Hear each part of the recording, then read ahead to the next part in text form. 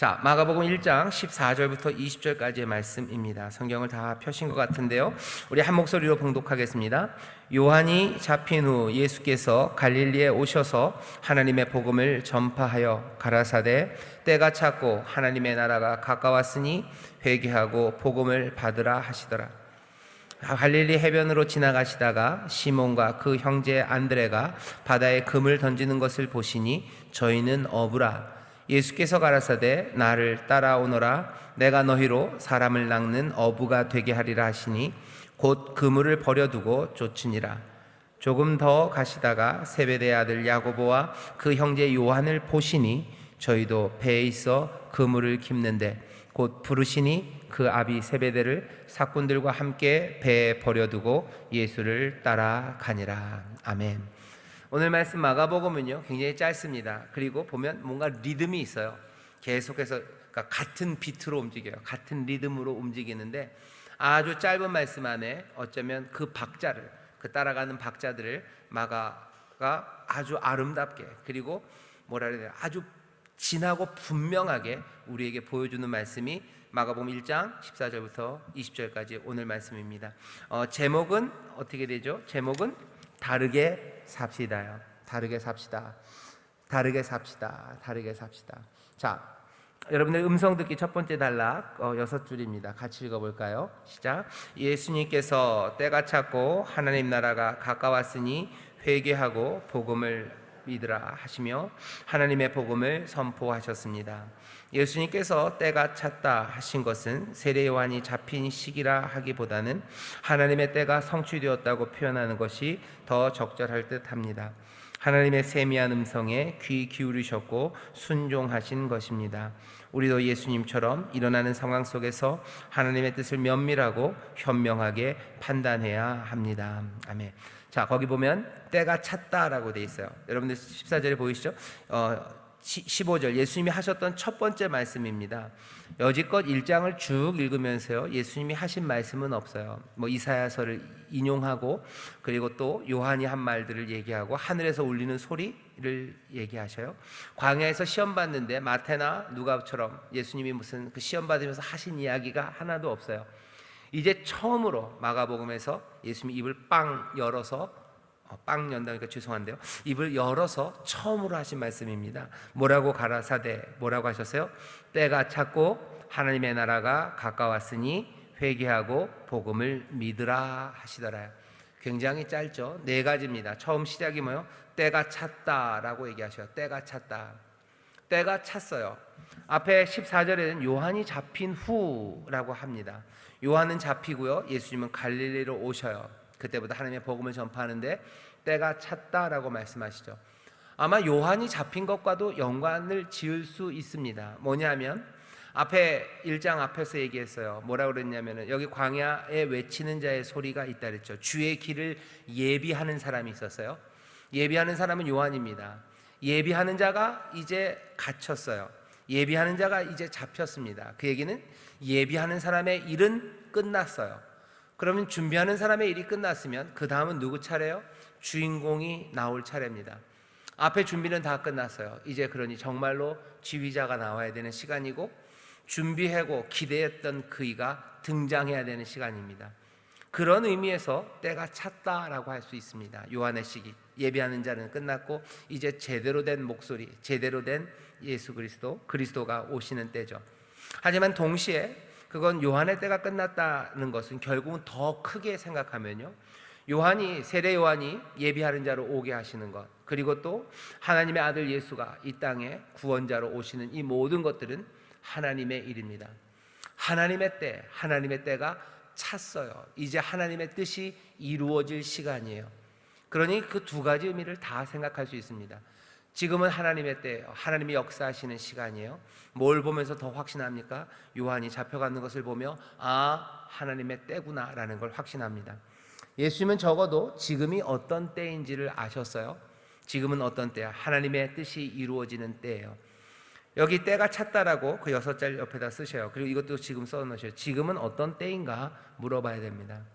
지금은 어떤 때입니까? 지금은 어떤 때예요? 지금 어떤 시간입니까?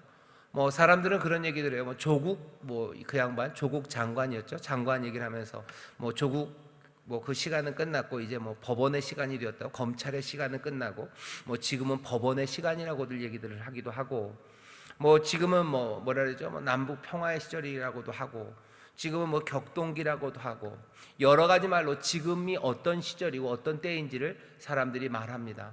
심지어는 요즘 말하는 뭐 장난처럼, 아니요, 장난처럼은 아니고요, 지금은 뭐예요? 코로나 시대라고 그래요. 지금 어떤 때입니까? 코로나의 때예요.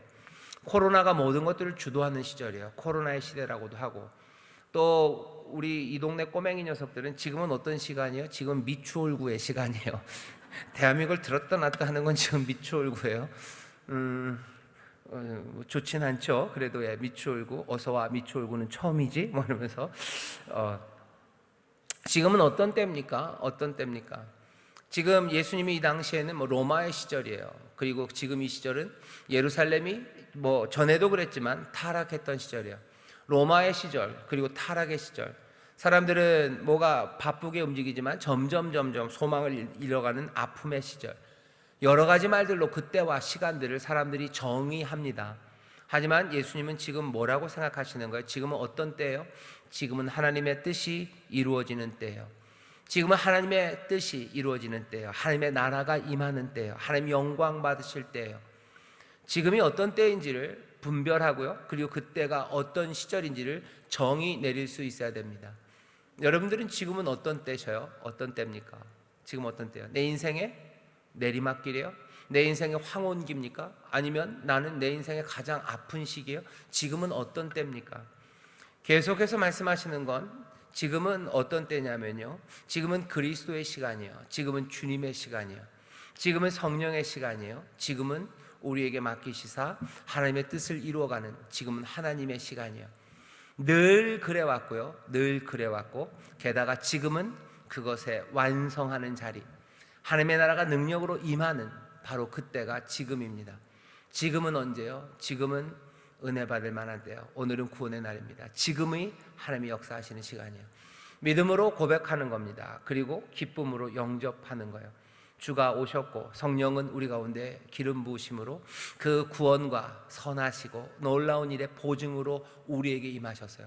그러니 지금은 말세라고도 얘기해요. 말세가 아이고 세상 끝났다의 말세가 아니라 하나님의 뜻이 온전히 이루어지는 그 시간으로서의 말세입니다. 하나님의 뜻이 우리 가운데 이루어지는 줄 믿습니다. 하나님의 나라가 임하는 때요, 하나님의 뜻이 이루어지는 때요, 우리는 지금 그 시간을 삽니다. 예수님은 지금 그렇게 얘기해요. 때가 찼다라고 얘기해요. 다시 할게요. 예수님이 사셨던 시대도 어려운 시대입니다. 로마는 극성이고요, 로마에서 온 총독이라는 뭐 빌라도, 뭐 바보 같은 빌라도예요. 뭐 아부하는 빌라도 오고, 대제사장 그 시스템 붕괴되고, 몽땅 다 그냥 자기 욕심 따라서 슬픔으로 살아가는 때입니다. 고난의 시절이라고 생각하지 않았어요. 내리막길이라고 생각하지 않아요. 지금은 때가 찼어요. 하나님의 뜻이 이루어지는 때, 그때라고 지금 말씀하시며 여기 서 계십니다. 주를 따르는 우리도 똑같이 얘기해요. 지금 어떤 때입니까? 하나님이 역사하시는 시간이에요. 하나님의 뜻이 이루어지는 시간입니다. 이 시간을 여러분들 붙잡으시기를, 이 시간을 여러분들 놓치지 마시기를 주의 이름으로 축원합니다. 나중에 에베소서 보면요, 에베소서 보면 그렇게 돼 있어요. 세상이 악하다 그래요. 세상이 악하다, 악한 세상이요. 악한 세상도 무슨 뭐 키워드입니다. 세상이 악해졌어요. 그 얘기는 말세라는 거예요. 말세라는 이야기는 그게 슬픔과 그리고 아픔의 시간만은 아닙니다. 하나님의 뜻이 이루어지는 시간이에요. 그 시절을 잡아야 돼요. 그 시절을 잡아라, 붙잡아라. 그래서 어떻게? 성령의 충만을 받아라. 세월을 아껴라 하는 얘기예요. 세월을 아껴라. 그 아끼다는 얘기가요, 붙잡는다는 뜻입니다. 이 시절을 붙잡아야 돼요. 이 시절은 성령님 우리 가운데 오셔서 붙잡아야 되는 시간이에요. 놓치면 안 됩니다. 이 하나님의 시간들을 여러분들, 우리 구역자님들 놓치지 마시고 붙잡으시기를 주의 이름으로 축원합니다. 지금 이 시절, 사람들은 코로나 시대라 그러지만요, 이 시절을 놓치지 마셔요. 이 시절 부으시는 성령님 놓치지 마셔요. 이 시절 부으시는 성령 안에서 찬송하고 감사하고 그리스도를 경외하는 가운데 서로 섬기는 그 사랑하는 그 일들을 놓치지 마셔요. 지금은 하나님의 시간, 지금은 구원의 때인 줄 믿습니다. 그 다음 단락 한 또 6줄 됩니다. 같이 읽겠습니다. 시작. 예언된 대로 주의 길이 예비되었고 이제 때가 되었습니다. 예수님의 본격적인 사역이 시작된 것입니다. 예수님께서는 갈릴리로 향하셨습니다. 갈릴리라는 지역은 그 당시 다양한 인종과 분주한 활동이 있던 생활의 중심지였습니다. 그 다양한 언어가 있고 분주하고 흥분된 땅에서 예수님은 하나님 나라가 가까웠으니 회개하고 복음을 믿으라 선포를 하신 것입니다. 가까웠다는 표현은 시야에 들어왔다는 의미입니다. 시야에 들어오지만 아직은 아닙니다. 하지만 아주 가까워진 것입니다. 때가 찼다 그래요. 그리고 하나님의 나라가 어떻게 됐다고요? 가까웠다. 가까웠다는 의미는요, 시야에 들어왔어요. 이제 보인다는 겁니다. 보이지만 아직은 아니에요.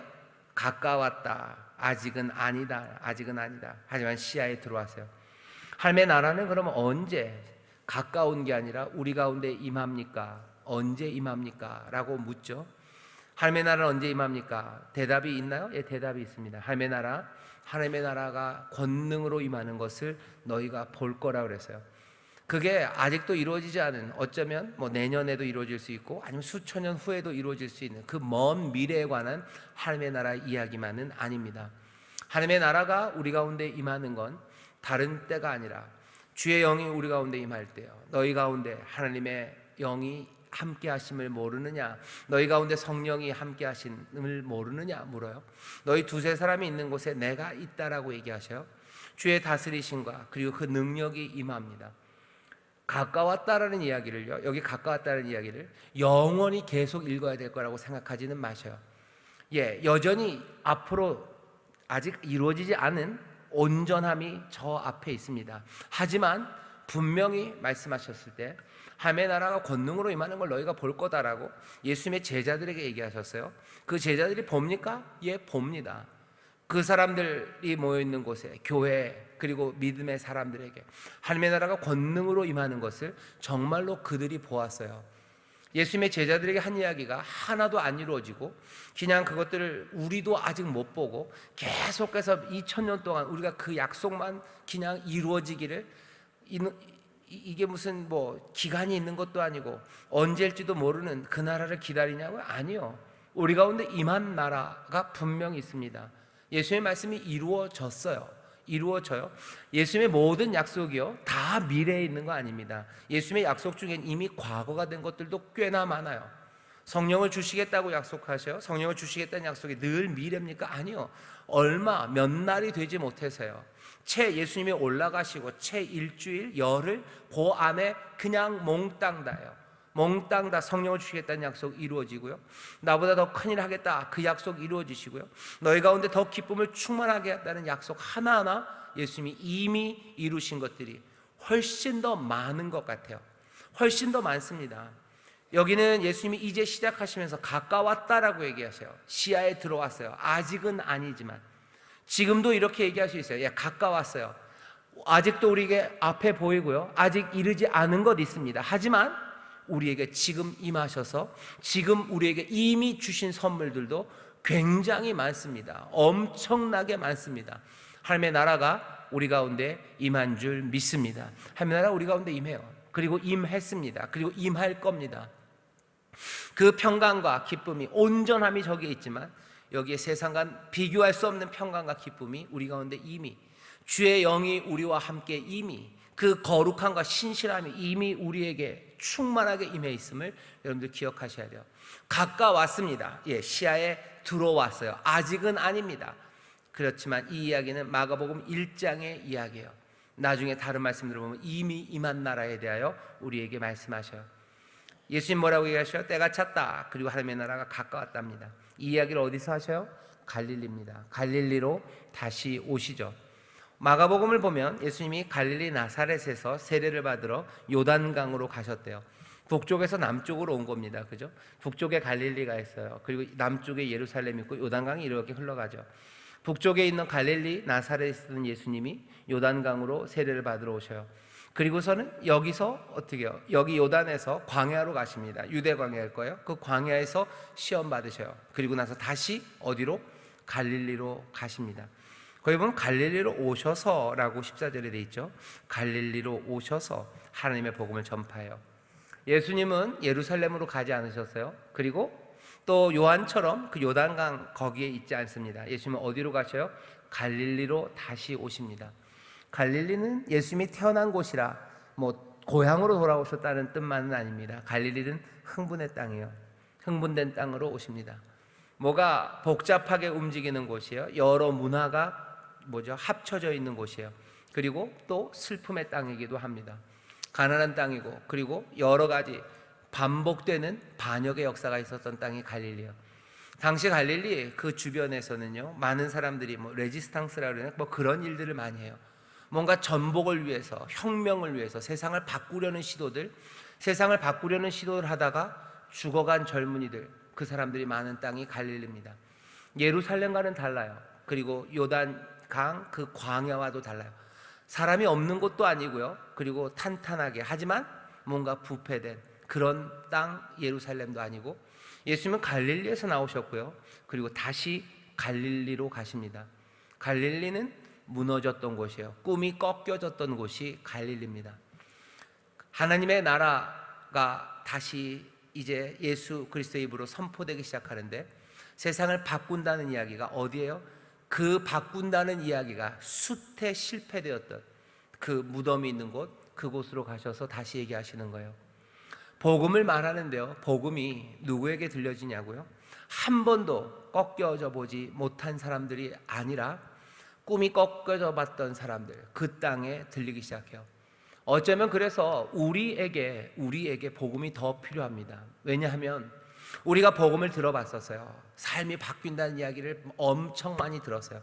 신앙생활 10년, 20년 하면서 하나님의 기적, 하나님의 회복, 내 삶을 바꾸신다는 이야기, 그 꿈과 그 소망으로 달려가다가 무너지고 깨진 마음들이 깨어지고 그리고 쓰러졌던 적이 여기 없는 사람이 어디 있습니까?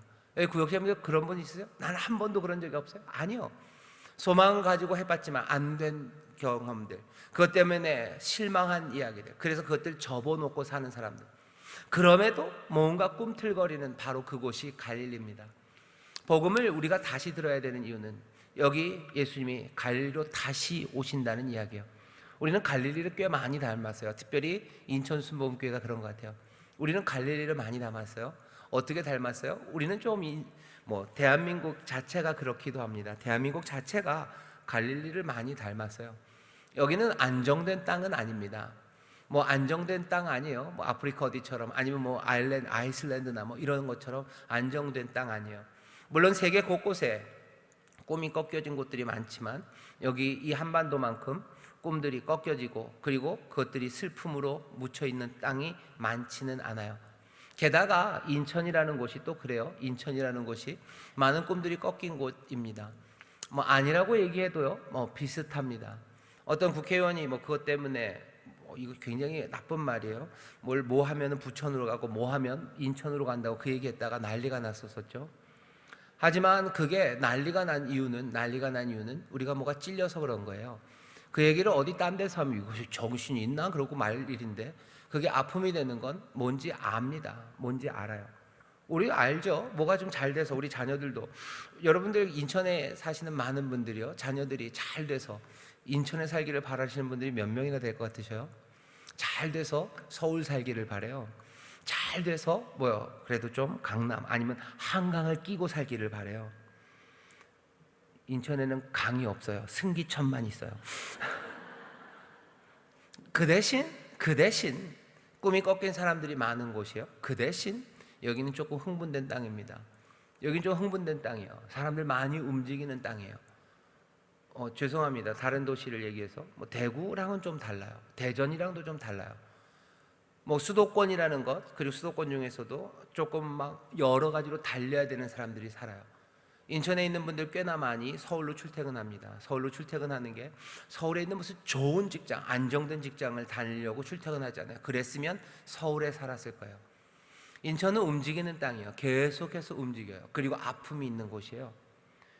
예수님은 어디로? 갈릴리로 다시 오십니다. 갈릴리로 다시 오셔요. 그리고 얘기하시는 거, 하나님의 나라가 임했다고 말합니다. 저도 그렇고 우리 구역장님도 그렇고 구역장님도 그렇고 인천이라는 곳, 여기에 있는 아픔들, 여기 있는 꺾여 있는 것들, 거기에 대해서 모른 척하고 눈 감을 일은 아닙니다. 하지만 아셔야 되는 건 예수님도 뭐가 필요한 곳인지, 정말로 복음이 시작돼야 되는 곳이 어딘지 예수님 아셔요. 예루살렘으로 가지 않으셔요. 어디 저 산속 어디에 가서 전하시지 않아요.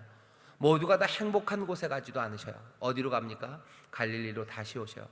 흥분된 땅, 하지만 꿈이 꺾여져 있었던 그곳으로 예수님이 오십니다. 가까웠어요. 때는 찼어요. 그리고 우리의 눈에 보입니다. 소망으로 다시 일어나야 되는 사람들, 그 땅에 뭐가 복음이 전해집니다. 우리가 주님을 따른다면 우리는 참 좋아요. 왜? 때가 찬 시간에 우리가 살아가고요, 예수님이 다시 가시려 했던 그 갈릴리, 그것과 아주 비슷한 곳, 그곳에 우리는 있습니다. 이제 해야 되는 말은 뭐예요? 예수님이 전한 메시지 딱 두 개예요. 회개해라, 그리고 복음을 믿어라입니다. 우리가 들어야 되는 말이고요, 또 우리가 전해야 되는 말입니다. 이 흥분된 땅, 인천 이곳에서 모두가 다 소망이 무너진 것 같은 사람들이 모여 있고요, 거기서 분주하게 움직이면서 어쩔 줄을 모르는 사람들, 누구라도 하나 건너 하나는 아픔의 이야기들이 있는 사람들, 누구 한 집 건너 하나는 소망이 꺾여본 이야기, 그 아픔을 가진 사람들. 그래도 뭔가를 어찌 해야 될 것 같아서 때로는 거칠게, 그리고 때로는 야비하게, 때로는 여기저기 기웃거리면서 그렇게 살아가는 사람들. 그 거침이 있는 땅이 인천입니다. 옛날 때도 그랬어요. 제가 고등학교를 꽝성을 나왔는데요, 우리 꽝성이 뭐 그렇게 나쁜 학교는 아니었어요. 근데 그렇게 험한 학교도 아니었는데 제 친구 애들이 서울만 갔다 오면 그래요. 서울만 갔다 오면 서울의 애들이 쫀대요. 이거 전문 용어가 나왔네요. 인천에서 왔다 그러면 쫀대요. 뭐 그러냐? 진짜 그렇더라고요. 대학을 갔는데요, 제가 대학을 갔는데 괜히 제 친구 애들이요, 제가 싸움을 잘하는 줄 알아요. 왜? 인천에서 왔다니까. 인천이라 그러니까. 사실은 부천이 무서운데. 여기 갈릴리로 오십니다. 오늘 말씀을 여러분들 좀 잘 들어주셨으면 좋겠어요. 때는 찼고 예수님은 갈릴리로 오셨어요. 그리고 하나님의 나라가 가까웠다고 말합니다. 우리가 있는 이곳에서 전해야 되는 게 뭔지 좀 분명히 봐야 돼요. 애매하게 우리가 미국 캘리포니아에서 살아가는 것도 아니고, 미국 캘리포니아로 부름받은 것도 아니에요. 캘리포니아에 있는 샌프란시스코 옆에 실리콘밸리에서 우리가 복음을 전할 사람들이 아닙니다. 아프리카 거긴 또 달라요. 미얀마 거긴 또 달라요. 미얀마에 있는 사람들에게 복음을 전하는 것과 여기 인천에서 복음을 전하는 건 전혀 다릅니다. 하지만 여기가 버려진 곳이 아니에요. 예수님은 갈릴리로 오셔요. 갈릴리를 많이 닮은 이곳이 인천이라면 예수님께서 전하신 이야기는 뭔지 잘 들어보세요. 단순한 위로도 아니셔요. 괜찮다는 격려도 아니에요. 수고했다고 등 뚫겨 주시는 것도 아니에요. 수고했다, 괜찮아, 아니에요. 뭐라고 얘기하시나 들어보세요. 뭐라고 얘기하십니까? 아이고 여기입니다. 회개하라고 얘기하셔요. 왜 모질게 그런 얘기를 하십니까? 갈릴리 사람은 가뜩이나 힘든데. 아니요, 지금 이 회개하라는 건 예루살렘에 있는 제사장들에게 하는 얘기가 아니에요. 갈릴리 사람들에게 하는 이야기입니다. 아픔이 있는 사람들, 소망이 꺾여져서 버린 사람들, 그래서 가뜩이나 힘들었던 사람들이에요.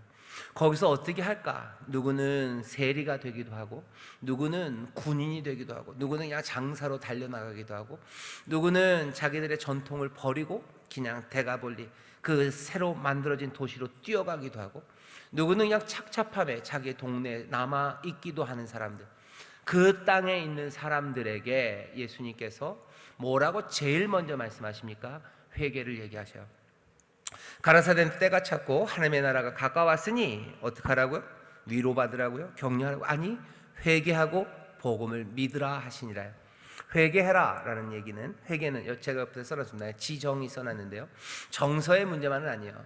내 잘못한 데 대해서 마음이 아프다, 마음 아파라 라고 얘기하시는 것만은 아니고요, 이런 겁니다. 잘못된 태도와 말, 행동, 그것들을 바꾸는 거예요. 근데 잘못되었다는 건 무슨 말입니까? 합당하지 않다는 거예요. 부적절하다는 거예요. 뭐에? 임하는 하나님의 나라에, 하나님 나라에 부적절한 것, 합당하지 않은 것, 그것이 잘못된 거예요. 요즘은 사람들이 그래요. 잘못된 게 뭐예요? 뭐가 옳고 그른 거에 대해서 네가 뭔데? 네가 뭔데 얘기합니까? 기준이 뭡니까? 그냥 내가 좋은 거 아닙니까? 우리가 알고 있는 건요, 우리가 알고 있는 잘못된 태도, 뭔가 잘못된 건 오시는 하나님의 나라에 합당하지 않은 거예요. 하나님의 나라는 뭔데요? 하나님의 다스리는 나라예요. 은혜가, 그리고 하나님의 긍휼하심이, 그리고 하나님의 의가 다스리는 그 세상에 합당하지 않은 것, 거기에 부적절한 것, 그것은 잘못된 것들입니다. 거기에서 돌이켜야 돼요. 왜? 하나님의 나라가 임했기 때문이에요. 합당한지 합당하지 않은지를 판단하는 건, 그건 판단, 지적인 문제입니다. 감정의 문제만은 아니에요. 분명히 지적인 게 포함돼요. 더하기, 그냥 내가 뭐가 잘못했네에 대해서 가슴 아프고요, 이게 잘못되었구나 라고 깨달아 아는 것에서 회개는 끝나지 않습니다. 삶 전체를 바꿔내겠다는 의지가 필요해요. 그러니 회개는 지정의가 몽땅 다 동원돼서요, 삶이 바뀌는 걸 얘기합니다. 여러분들 그 세 번째 단락을 같이 읽어보죠. 거기다 7줄 됩니다. 시작. 예수님은 그의 나라를 얻기 위해서 회개하고 복음을 믿으라 외치셨습니다. 우리가 자주 오용하는 회개라는 단어는 그리 가벼운 것이 아닙니다. 회개한다는 것은 되돌리다, 고치다, 마음의 변화를 의미합니다. 즉 잘못된 태도, 말과 행동으로부터 돌아서는 것입니다. 정서적인 차원에서 느끼는 죄의식을 축소시키는 도구가 아닙니다. 잘못된 삶 전체를 완전히 다르게 바꾸겠다는 의지입니다. 하나님 여호와께 충성하는 그 삶의 길로 돌아서서 가겠다는 의지일 것입니다. 돌아서겠다는 의지, 뭐가 잘못된지를 깨닫는 지적인 판단들, 그리고 그것 때문에 가슴 아파하는 깨어진 마음들이요. 깨어진 마음으로, 그리고 내가 하나님의 나라에 합당하지 않구나, 그것을 바꿔내겠다는 의지, 그것이 회개예요. 갈릴리 사람들에게 예수님께서 회개하라고 얘기하셔. 너희들이 하나님의 나라에 합당하지 못하게 사는구나요. 합당하지 못하게 내가 살고 싶어서 삽니까? 여기는 갈릴리 소망이 꺾어진 곳 아닙니까? 여기에는 무슨 다른 많은 것들, 다른 소망들이 이리저리 그래서 흘러 들어온 것 아닙니까? 그래서 내가 그렇게 산 거 아닙니까? 라고 항변할 수 있는 곳이 갈릴리인데, 예수님은 거기에 대해서 뭐라고 얘기하시죠? 아니, 그건 됐고 회개해야 돼요. 하나님의 나라가 임했어요. 내가 뭐 이렇게 야비하게 살고 싶어서 야비하게 살고 뭡니까? 잘 하려고 하다가, 나도 착하게 살고 싶었는데 몽땅 다 꿈이 깨지고, 나에게 야비하게 대하는 이들 때문에 내 삶이 그렇게 바닥에 처박혀서 내가 그렇게 야비하게 사는 것 아닙니까? 아니, 예수님 뭐라고 하시죠? 하나님의 나라가 임했다고. 그 야비함이 하나님의 나라에 합당하지 않다고. 거기서 돌아서라고. 내 과거의 경험들, 아니면 내 환경들, 그것들이 인도하는 대로 사는 것, 그게 뭐가 잘못됐습니까? 라고 얘기하는 사람들에게, 아니, 때가 찼어요. 그리고 하나님의 나라가 이제 임합니다. 그러니 거기에 합당하게 행해야 돼요. 거기에 적절하게 행해야 돼요. 그러니 잘못된 행실들, 잘못된 말들, 잘못된 삶의 태도들, 그것들을 다 뒤집어내라고, 그것들을 바꾸겠다고 너희들 달려 나오라고 외치십니다. 여전히 인천에서, 그리고 우리에게도 회개 복음이 전해져야 돼요. 회개하라는 말씀이 우리 가운데 들립니다. 우리도 그렇게 바꿔나가고, 세상을 향해서도, 우리 이웃을 향해서도 회개를 말하기 시작해야 됩니다. 그 다음이 복음을 믿으라요. 자, 그 다음 단락 같이 읽겠습니다. 시작. 회개 후 복음을 믿으라 하셨습니다. 그 당시 이스라엘은 믿음의 대상이 많았습니다. 율법 토라는 물론 자신들의 토지, 성전, 그리고 장로들의 유전, 전통 등 유교주의와 흡사하다고 보면 될 것 같습니다. 현재 우리도 마찬가지입니다. 예수님의 첫 선포가 지금 우리에게 가장 필요한지도 모르겠습니다. 성공을 믿고, 유명한 지식인을 믿고, 돈을 믿고, 부동산을 믿고, 또 어떤 불행한 사람들은 예전에 실패한 경험을 믿고 있기도 합니다. 예수님은 그런 그들에게 복음을 믿으라, 즉 하나님의 나라가 가까웠고 곧 하나님의 통치가 이루어지니 이 소식을 믿고 거기에 합당하게 살라고 외치신 것입니다. 복음은 단순합니다. 그리고 명확하고 진합니다. 흐릿하거나 복잡하지 않습니다. 복음을 믿으라고 얘기하셔. 다른 건 말고 복음을 믿어라 얘기하셔. 왜? 믿음의 대상이 굉장히 많고 다양합니다. 예수님 때도 그랬고요, 지금도 그래요. 지금도 사람들은 복음 말고요, 다른 것을 믿고 살아요. 제일 여기 셋째 줄에 있었던 게 좀 가슴 아픈 얘기죠. 어떤 불행한 사람들은 예전에 실패한 경험을 믿어요. 자기 경험을 믿어요. 실패한 경험을 믿어요. 그러니 내가 옛날에 어떻게 실패했어요? 사람을 믿다가 실패했어요. 그러니 나는 그 경험을 믿습니다. 그 경험을 믿으니 그 다음엔 어떻게 살아요? 사람을 믿지 않고 살아요. 의심하고 살아요. 사람들을 어쩌면 나도 그렇게 사람들을 속이면서 살아야 되겠다라고 살아요. 믿음의 대상이에요. 돈을 믿는 사람이 있어요. 아니면 정치 지도자를 믿는 사람들이 있어요. 그럼 그냥 그것 따라 살아가는 겁니다. 그게 내 삶의 소망이 될 거라고 생각해요. 그렇게 많은 믿음의 대상들이 있습니다만 예수님께서 뭐라고? 회개하고 뭘 믿으라고요? 복음을 믿으래요. 복음을 믿는 게 뭡니까? 거기 써 있어요. 하나님의 나라가 가까웠다라는 거. 무엇을 믿습니까? 복음입니다. 복음 무슨 내용입니까? 마가복음에서는 하나님 나라가 가까웠다, 하나님 나라가 임한다라는 복음이에요. 이건 복된 소식입니까? 예, 복된 소식입니다.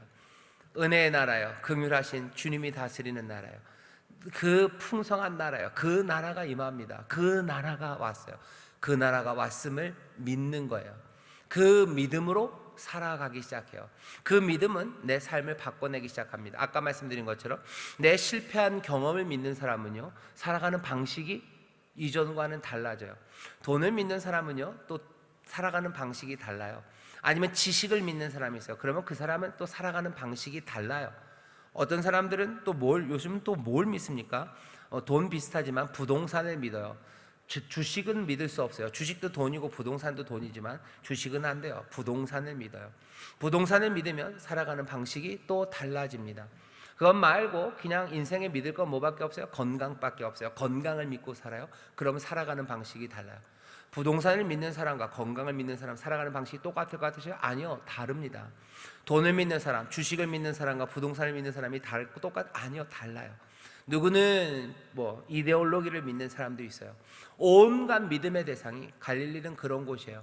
갈릴리는 온갖 믿음의 대상들이 난무하는 곳이에요. 거기 가서 회개하고 너희는 오히려 복음을 믿으라고 얘기합니다. 복음을 믿는 여러분 되시기를 주의 이름으로 축원합니다. 시간이 없으니까 바로 할게요. 그 뒤에 읽으면 복음을 믿은 사람들이 나와요. 예수님이 제자들을 부릅니다. 따라오라고 말씀하셔요. 그러면 사람들은 어떻게 합니까? 버려두고 따릅니다. 복음을 믿는 사람들, 그 사람들에겐 결단의 반응이 있는 거예요. 결단하기 시작합니다. 예수님은 때가 찼고 하나님의 나라가 가까웠으니, 아주 분명하게 계셔요. 때가 찼고 하나님 나라 가까웠다. 그러니 회개하고 복음을 믿으래요. 그 부르심에 결단하고 따르는 사람들이 있습니다. 바라기는, 아니 소망하고 분명히 믿는 것은, 여기 있는 구역장님들은 그 결단으로 이미 나오셔서요. 다시 한번 이 말씀이 들리는 겁니다. 우리의 결단을 새롭게 하는 거예요. 내 결단을 다시 들여다보고 내가 어떻게 결단하며 나아가야 될지 우리 구역원들과 성도들이 함께 이야기를 나누면 됩니다. 자, 한 걸음 내딛기 같이 읽어볼까요? 시작. 내가 믿는 것은 무엇입니까? 사람들은 믿는 것에 합당하게 살아갑니다. 부동산을 믿는 이들은 그것에 합당하게 살아갑니다. 그것들에 관심 갖고 그것들 때문에 기뻐하고 슬퍼하고 그것의 소식을 전하며 삽니다.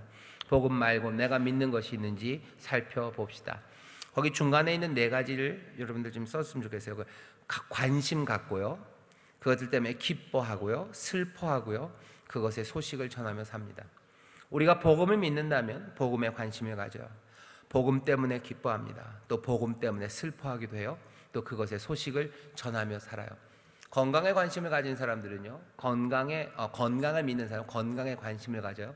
건강 때문에 기뻐요. 그리고 건강 때문에 슬퍼요. 그리고 건강의 소식을 전하며 살아요. 어디 좋은 게 있으면 금방 알아요. 오메가 3, 오메가 6, 오메가 9, 크릴, 기름, 그것들을 전하며 살아요. 거기에 관심 갖고 그것 때문에 기뻐해요. 그것 때문에 또 슬퍼합니다. 다 그래요. 다 그래요. 내가 믿는 것이 자녀면요, 내 자녀에 관심을 가져요. 내 자녀 때문에 기뻐하고 내 자녀 때문에 슬퍼해요. 그리고 또 내 자녀의 소식을 전하며 살아요. 나는 무엇을 믿는가요? 나는 무엇에 관심을, 무엇 때문에 기뻐하고 무엇 때문에 슬퍼하고 그리고 무슨 소식을 전하는지입니다. 내가 믿는 게 뭔지 그것들을 확인하는 방법이야. 나에게 결단이 있는지, 나는 그 결단 때문에 버리는 무엇이 있다면, 그것 때문에 버리는 것이 있다면 그것이 내가 믿는 거예요. 내가 관심 갖고 그것 때문에 기뻐하고 슬퍼하고 또 그것의 소식을 전하는 것, 그것이 내가 믿고 내 인생에서 의지하는 바입니다.